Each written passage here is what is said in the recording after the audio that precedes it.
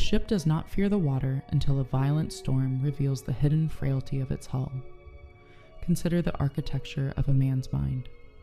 From his earliest days, he is instructed to build a fortress. Stone by heavy stone, he constructs an identity founded on logic, control, and predictability. He learns to navigate the world through conquest and compartmentalization. He believes quite firmly that he is the absolute master of his inner domain. And then, a quiet, catastrophic collision occurs. He meets a reflection he never asked for. He encounters a presence that bypasses every intellectual safeguard he has spent a lifetime erecting. Carl Jung, the pioneer of depth psychology, observed that a man does not merely fall in love with a person. He falls in love with his own anima, the unconscious, buried, feminine aspect of his own soul, which he suddenly sees projected onto her. But what happens when this is not merely a psychological projection? What happens when this encounter is a literal, soul-deep recognition? He looks at you, and for a fleeting, terrifying moment, the fortress walls turn to glass.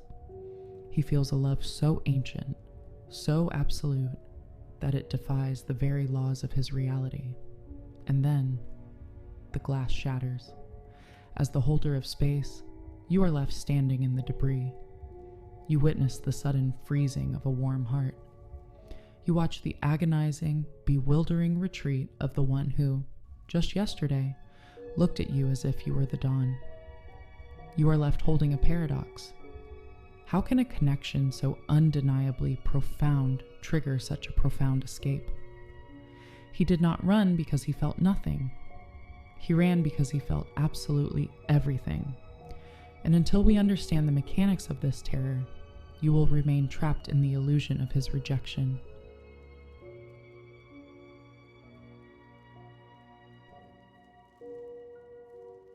To understand the sudden withdrawal of the unawakened counterpart, we must strip away the romanticized myths. We must look directly at the intersection of neurobiology and quantum spirituality. Society teaches the masculine mind that love is an acquisition. It is presented as an addition to his life, a partnership, a safe harbor. He is taught to build his life like a fortress. He relies on logic, control, and predictability. Relationships are supposed to fit neatly into the rooms he has already built. He believes he is the absolute master of his inner domain. But a soulmate connection is not an addition. It is a dismantling. When he meets you, a deeply ingrained psychological defense mechanism is triggered. To his conscious mind, you are a beautiful and captivating partner. But to his subconscious mind, you are a profound threat. You are a threat to his current identity. Why does this happen? The answer lies in the law of mirroring. You do not just awaken his capacity for divine love. You awaken his buried grief. You illuminate his hidden inadequacies. You shine a blinding light on every compromise he has ever made. You reveal every lie he tells himself. You expose every unhealed wound he has carefully swept into the basement of his psyche. When the unawakened counterpart steps into your auric field, his nervous system experiences a literal shockwave. This is not poetry. This is biology. His autonomic nervous system goes into overdrive. The amygdala, the fear center of his brain, sounds an alarm. It cannot differentiate between the annihilation of his ego and the annihilation of his physical body. To the unintegrated ego, profound intimacy feels exactly like death. It feels like losing control. It feels like being consumed. So, the avoidant soul does what any organism does when faced with perceived annihilation. He engages the flight response. He retreats to the familiar. He runs back to the shallow waters of superficial connections. He might dive into workaholism. He might seek emotional numbness. He does this because the shallow water is where he feels he will not drown. In the shallow water, he is the master of his domain. He knows the rules. He can predict the outcomes. With you, he is in the middle of a vast, unpredictable ocean. The sheer depth of the emotion terrifies him. He feels out of control, he feels vulnerable, and to a mind conditioned to equate vulnerability with weakness, this is an intolerable state of being. His withdrawal is a desperate attempt to regulate a nervous system that has been blown wide open. We must understand the immense weight of what he is running from. He is not just running from you. He is running from the version of himself that you demand him to be. Your presence asks him to drop his armor. It asks him to feel the emotions he has spent decades repressing. Society does not give men permission to feel deeply. They are told to man up. They are told to push it down. When you come along, you bypass all those carefully constructed walls. Your energy reaches right into his core. It touches the frightened, unhealed parts of him. The sheer intensity of this exposure is staggering. It is easier to walk away from the mirror than to look at the reflection. It is easier to blame the intensity of the connection than to do the grueling work of self-healing. But here is where the psychology meets quantum entanglement. In quantum physics, when two particles become entangled, they share a single quantum state. If you alter the spin of one particle, the other particle instantly alters its spin to match. This happens even if they are light years apart. You and he are entangled. When he runs physically, he cannot run energetically. He carries your frequency inside his own cellular memory. He is a man who has tasted the infinite. Now, he is trying desperately to force himself back into a finite box. He tries to go back to his old life. He tries to pretend the awakening never happened, but the old life no longer fits. The old connections feel hollow. The old routines feel meaningless. The friction this causes within his own mind is agonizing. He is haunted by the resonance of your soul. He feels you when he wakes up. He feels you in the silence of the night. He tries to drown out the noise of his own awakening, but the soul does not forget what it has recognized. This creates a massive cognitive dissonance. His mind tells him to stay away because it is dangerous. His soul pulls him toward you because it is home. This internal war is exhausting. It is confusing. He may act erratically. He may push you away and then pull you back. He is a man caught between two worlds. He is terrified of stepping fully into the new world, but he is entirely unable to exist peacefully in the old one. You must realize the truth of this dynamic. He is not rejecting you. He is rejecting the immense, overwhelming reflection of his own unhealed soul. You hold that mirror up to him simply by existing. You do not have to say a word. Your frequency alone does the heavy lifting. He is fighting a war against his own awakening. He is battling his own ego.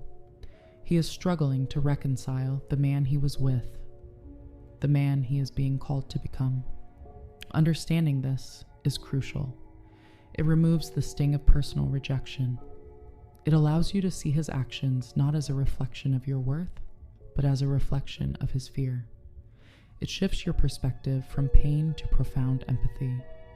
He is a soul in the midst of a violent transformation, and transformation is rarely a peaceful process.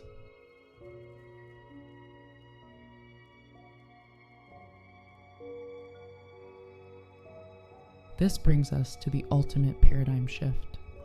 It is a realization that will fundamentally shatter the illusion of your suffering.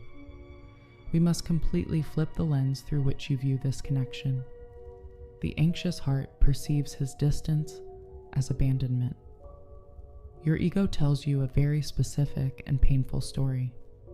It whispers that if you were only enough, he would stay. It insists that if he truly loved you, he would fight for this relationship. But you are making a critical error in translation. You are applying the rigid rules of a three-dimensional romance to a multi-dimensional spiritual initiation. You are judging a profound soul contract by the standards of ordinary dating.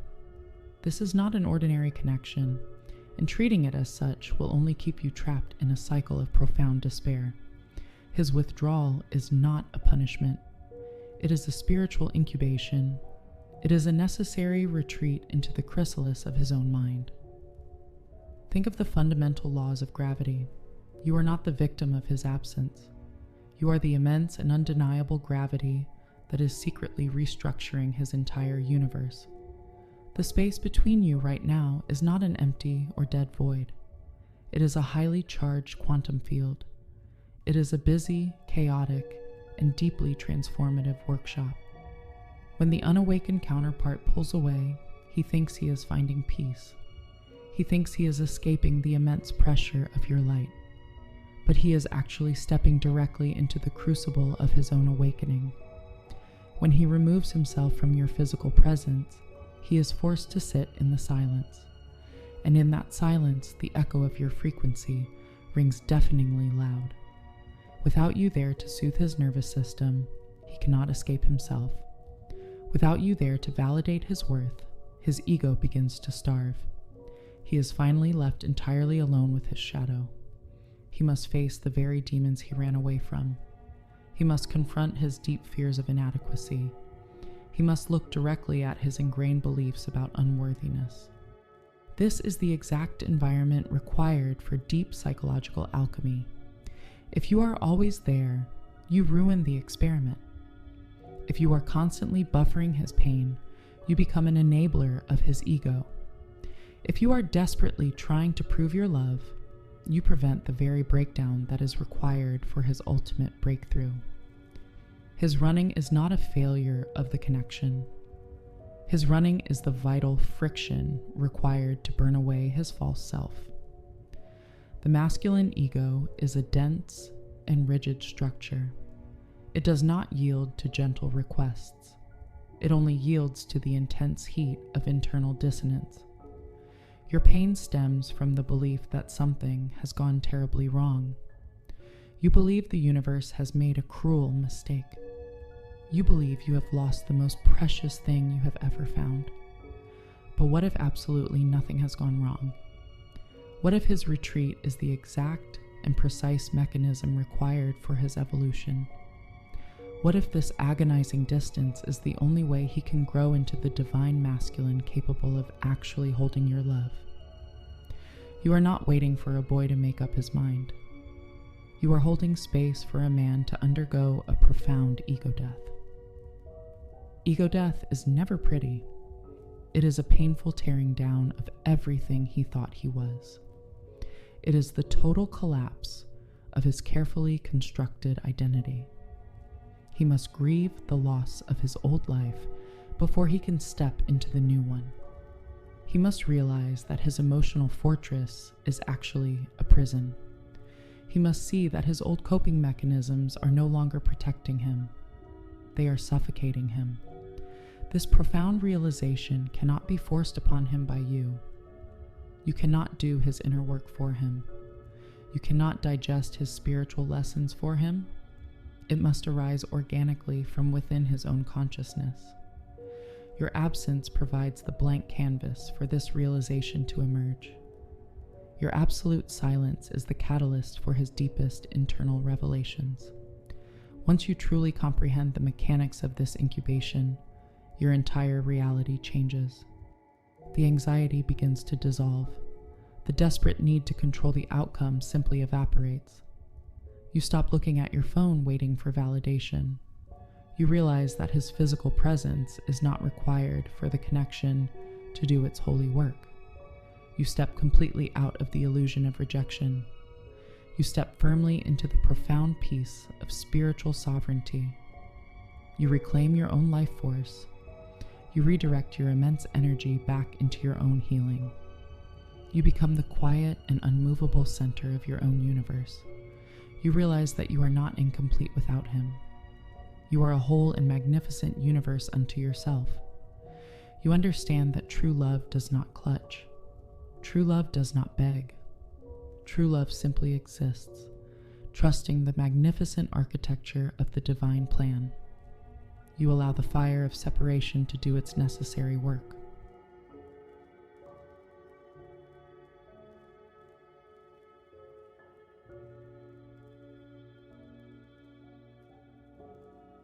Understanding this dynamic intellectually is only the first step of the journey.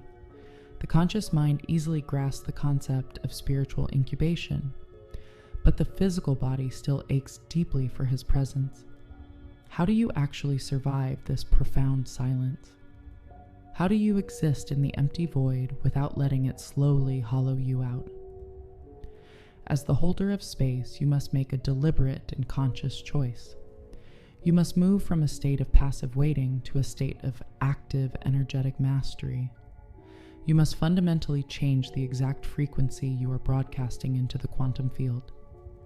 This profound transformation requires 3 distinct internal shifts. These shifts are not manipulative tactics designed to force him into returning.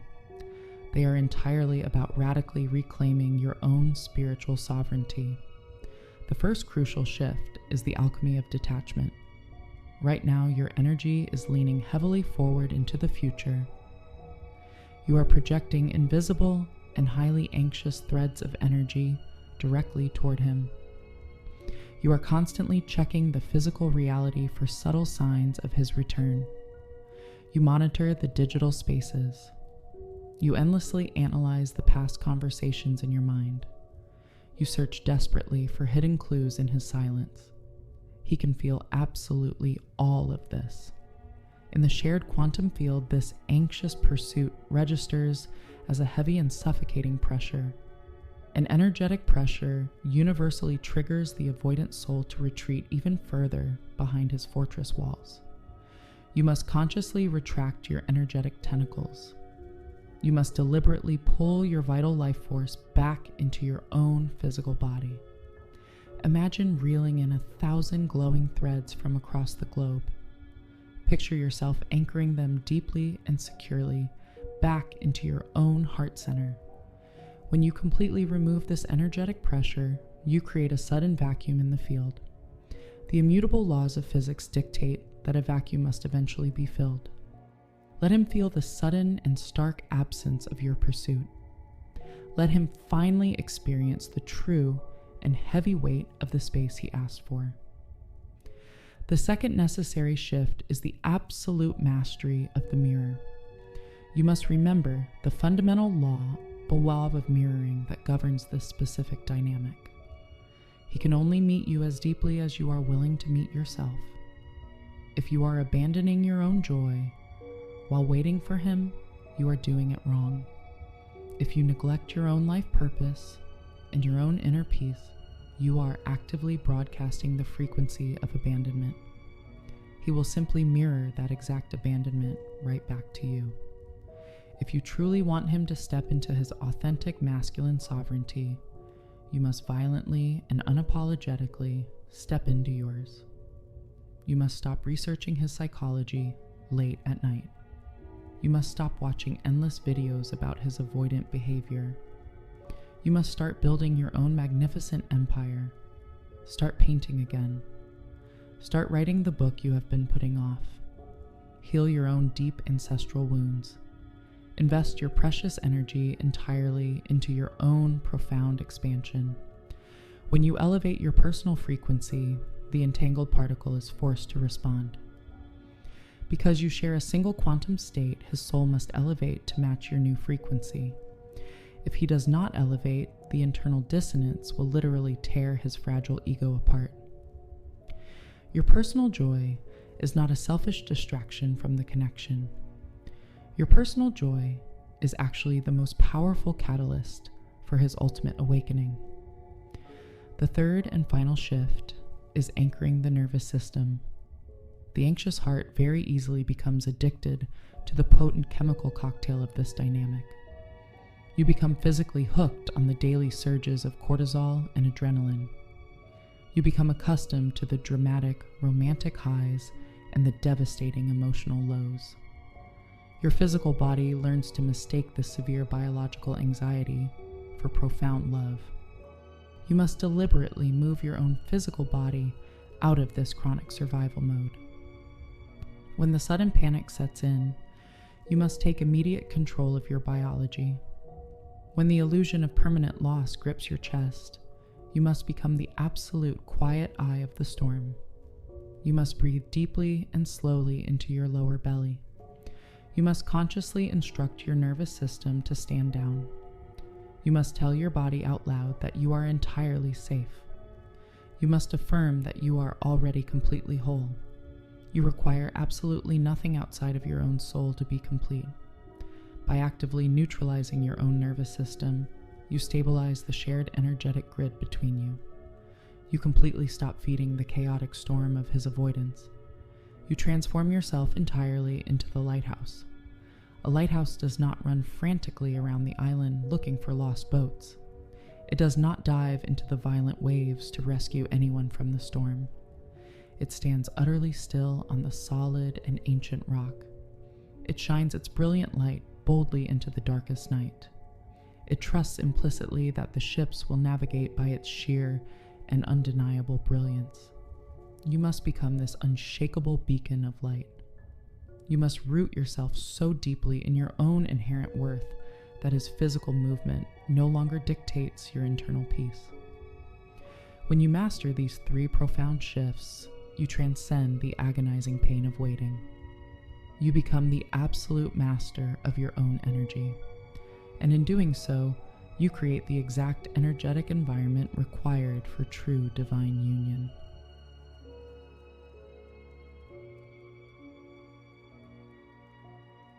The journey of the soulmate is not for the faint of heart. It is the path of the spiritual warrior. You are not asking a man to simply love you. You are asking him to wake up. You are asking him to lay down the armor he has worn his entire life and stand naked in the fire of absolute truth. That takes time. That takes profound courage. But know this, he will not return because you chased him.